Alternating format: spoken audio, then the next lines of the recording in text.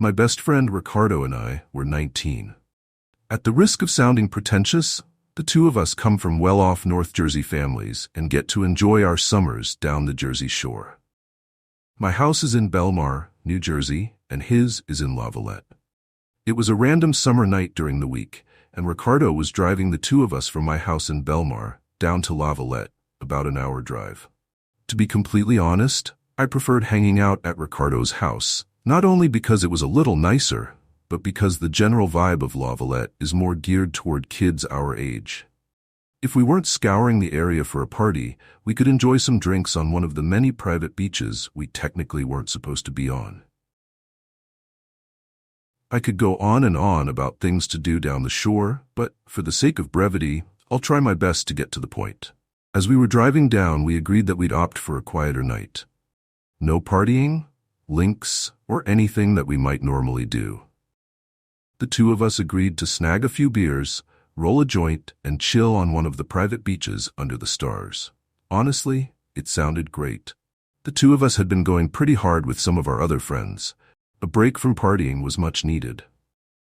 To anyone unfamiliar with the layout of Lavallette, there's a beachside and a bayside. Most of the beaches feature a really high dune and a steep drop-off as you approach the ocean.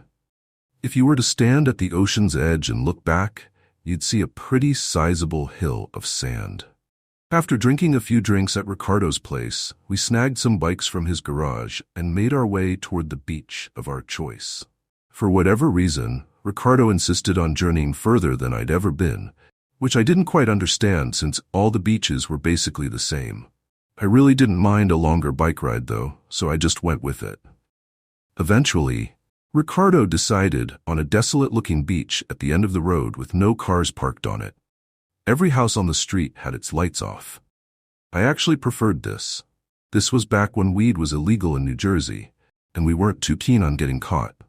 Plus, we did have some drinks with us, despite the fact that we were only 19. We hid our bikes under some shrubs, then we made our way toward the beach. The two of us lit our J and smoked under the stars, the only sound being the light waves of the ocean and the accompanying wind. The beach stretched on endlessly in both directions, and the sand felt cool underneath our feet. The two of us got progressively drunker while we filled the air with laughter and conversation. Eventually, we just laid back in the sand, watching a sky full of stars in hopes of witnessing a shooting star. That's when we heard it. I heard it first. It was almost undetectable. The sound was like a metallic buzzing, sort of like the sound you'd hear in a massive gymnasium with large overhead lights. I really can't describe the sound any better. It was a faint metallic buzz that couldn't possibly be anything caused by the beach. I sat up and stared at Ricardo, and I could tell the moment he started to hear it too. The two of us whipped our heads in every direction, looking into the darkness for the source of the drone. Strangely, it was difficult to pin down exactly where the sound was coming from. It was just too faint to tell. We were beginning to get freaked out, but were too terrified to move. We assumed that whatever was making that noise would go away, and we wouldn't have to worry about it. There was literally no way we could be seen from our spot on that beach. It was way too dark, and the sound of the ocean definitely drowned out any sounds we had been making. I know it doesn't exactly sound scary, but I'd be lying if I said my heart wasn't pounding out of my chest. The drone continued on, and after another few minutes, Ricardo gestured for me to follow him. I nodded my head in agreement. Leaving was definitely the best option. Just like a scene from a movie, the exact second the two of us stood up, the droning went from a 1 to a 5. It took every ounce of self-control I had to resist the urge to yell in fear. It wasn't a gradual shift. The sound literally increased in a split second, and it was definitely coming from our right. I felt the hairs on my neck stand up, and a wave of fear washed over me, tensing my body from head to toe.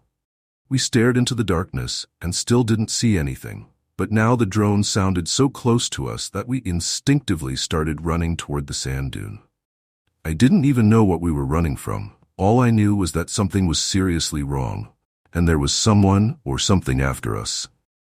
As we were about halfway to the dune, I felt Ricardo place a firm hand on my shoulder, abruptly stopping me from continuing to run. At first, I was confused, but then I saw what his gaze was fixated on. I glanced up toward the dune and saw it. There was a dark figure standing motionlessly at the peak of the dune. Its arms were freakishly long, almost reaching its knees. It was ridiculously tall, and I was shocked at how it managed to stand so still. It was truly terrifying. Ricardo shouted at me, breaking my gaze from the figure, and we continued running, this time parallel to the beach. We ran to the next dune entrance and sprinted up the slope. As we made our way to the peak, we looked back at where we had just come from. I can still remember the terrifying sight that followed. Not only was the dark figure still on the dune, but there were maybe 3 or 4 more standing motionless on the slope. Each one looked like they were facing us. We didn't have time to go back for our bikes, instead opting to run the entire way home. The next morning, we retraced our steps but couldn't, for the lives of us, find those bikes. Maybe they had been stolen, or maybe whoever or whatever was stalking us the night before had something to do with it. Either way, I've never experienced anything scarier on a beach and still have trouble explaining most of these events. The weirdest thing for me is that I was never able to determine what the buzzing drone was, and to this day have not heard anything even remotely close to it.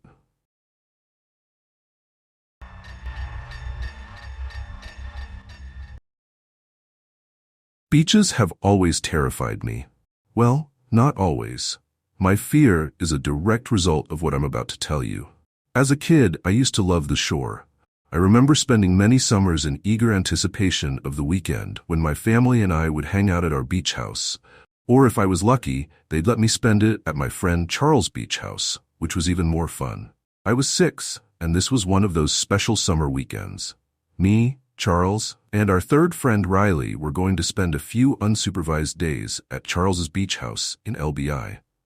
Riley was a year older than Charles and I, and had recently gotten his license, so we'd be driving down in his car. The drive down was fantastic.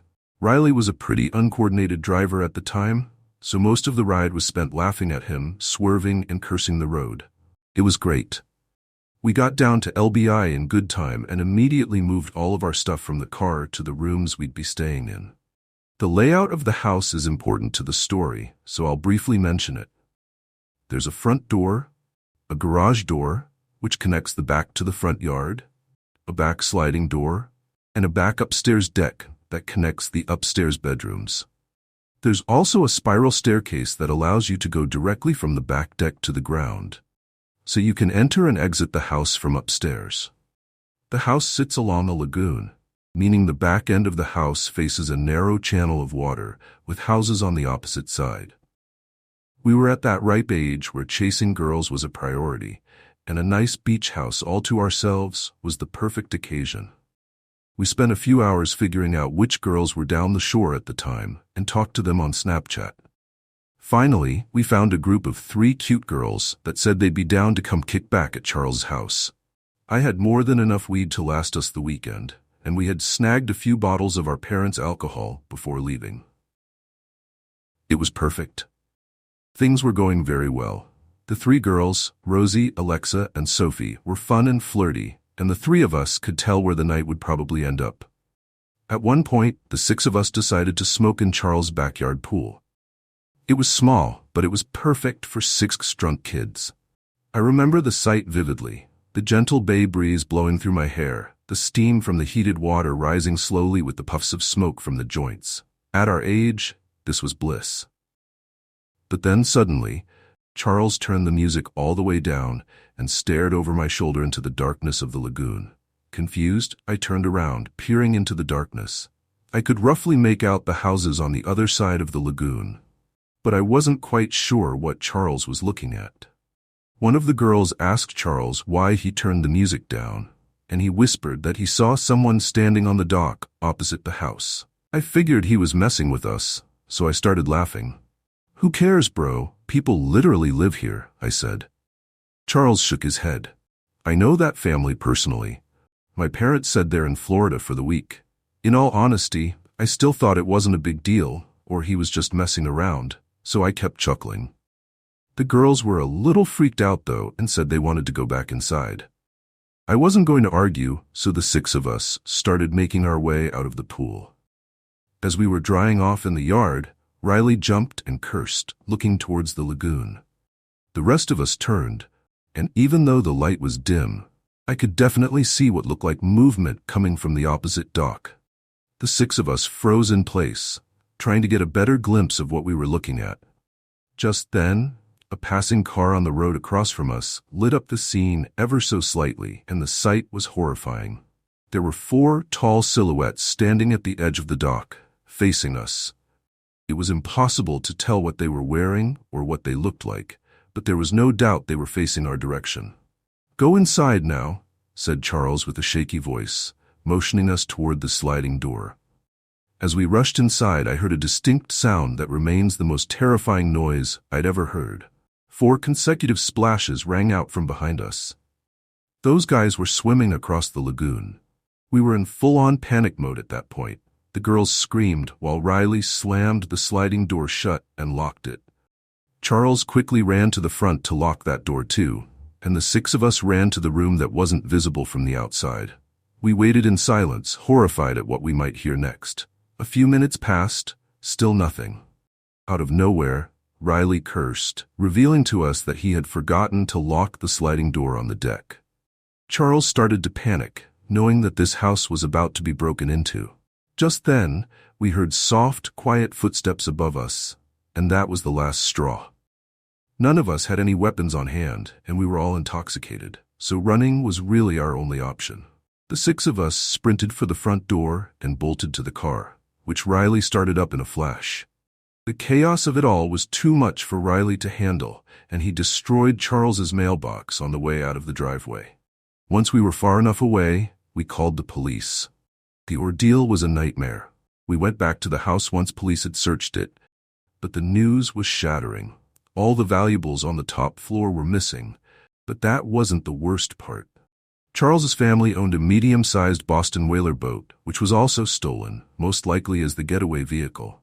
Charles's father tended to keep a spare set of keys inside a small hatch below the steering wheel, which the police concluded was how the culprits got away so quickly. How they knew where the key was hidden is something I still wonder.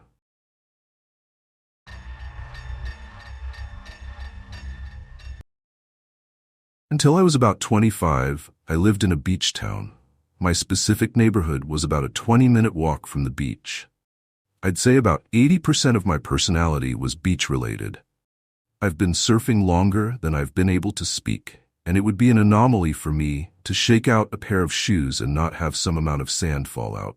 My 2 best friends, let's call them Armin and Chuck, were extroverted, outgoing, and charismatic. We were all 18 and very much obsessed with girls. It was a Saturday night in late May, just a few weeks before school let out. Senioritas had long since set in, and at this point, my friends and I regularly pushed the limits of how much we could get away with without getting in trouble. We already had our college acceptances, so we didn't really care much about high school anymore. Armand and I had plans to meet up with 2 girls from our high school that we'd been getting along with really well. The plan was to pick the 2 of them up in the evening and enjoy a cool, breezy night on the beach. We had blankets and a few bottles of wine, the perfect combination for stargazing.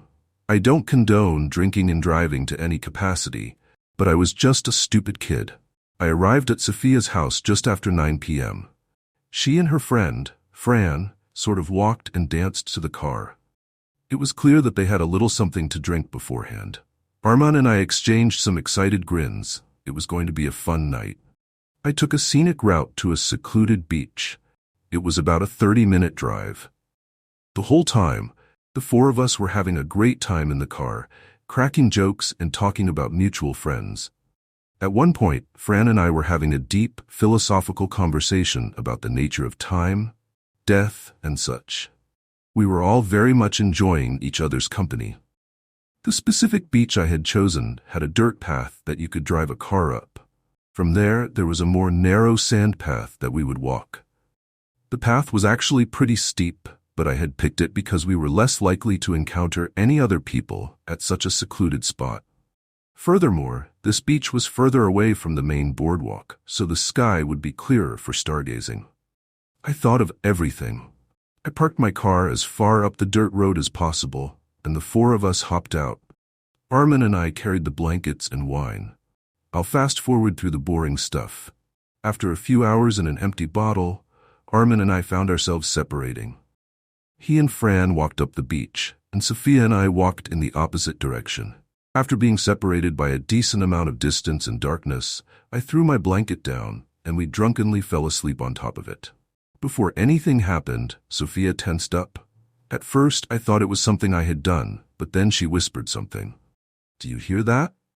I focused my attention and strained my ears, trying to hear something other than the gentle crashing of ocean waves. I assumed she was just drunk, but to my surprise, I did hear something. It sounded almost like a whirring noise, like the sound a small engine would make. The sound seemed to be moving around, and I couldn't pin down where it was even coming from. Then it seemed to fade away into nothingness.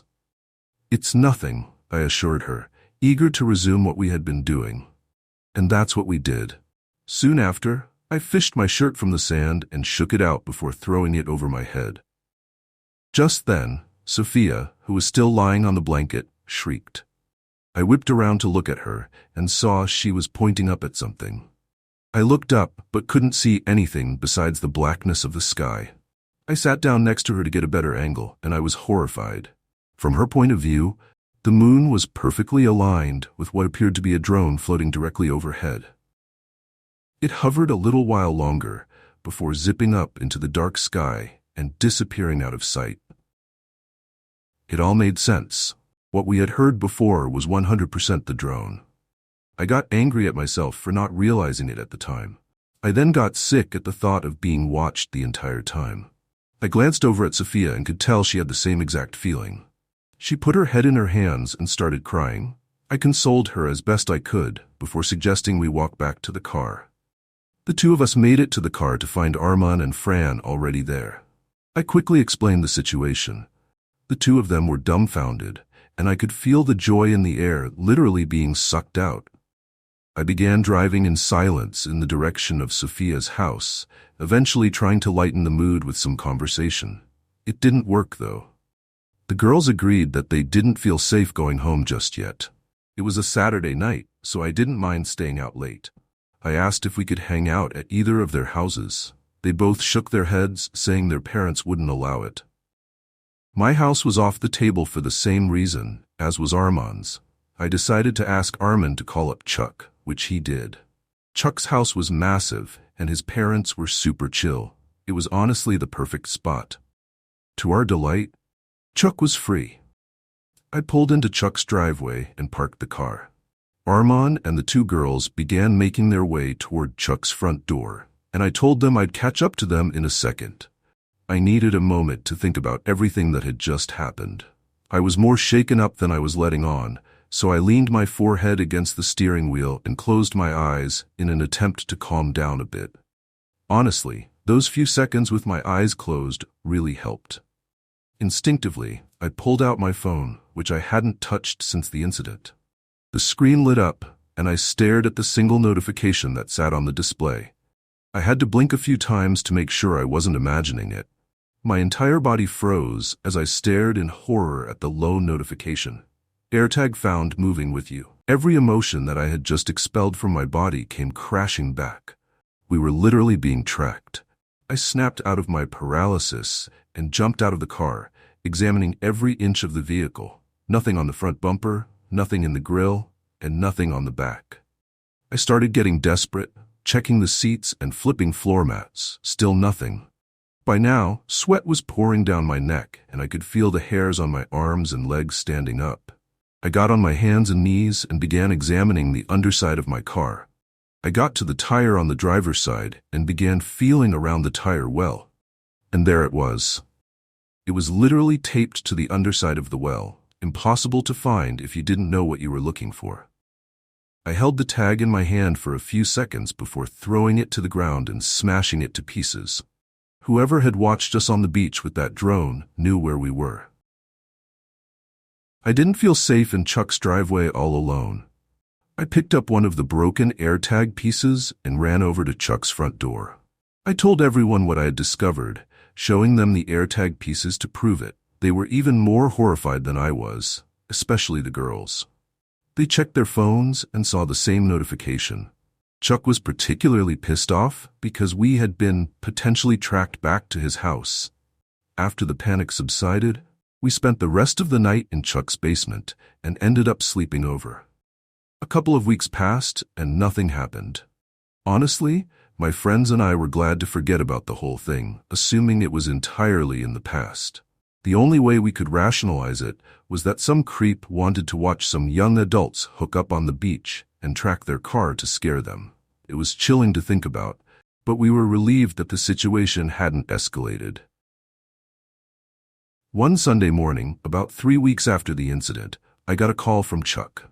He screamed through the phone for me to drive to his house as soon as possible, which I did. When I got there, he was standing in his driveway with a concerned look on his face and some papers in his hand. I was confused until I realized what he was holding. They weren't papers, but rather pictures. I examined them more closely. They were pictures of me from that night on the beach. They were grainy and dimly lit, but you could clearly see Sophia and I in revealing fashion. I was disgusted. I could only imagine how Sophia would feel upon finding out. Not knowing what to do, we called the police and explained the situation. They told us that there was essentially nothing they could do, but we insisted that they at least scan the photos for prints. They eventually got back to us, saying the photos turned up nothing. Sophia was terrified that whoever sent them would try and blackmail her, and I feared the same. The experience was downright traumatizing. Luckily, nothing ever happened after that, probably because we had gotten the police involved. Sophia was never quite the same around me after what happened, and I can't blame her. I can only hope those pictures don't turn up later in my life.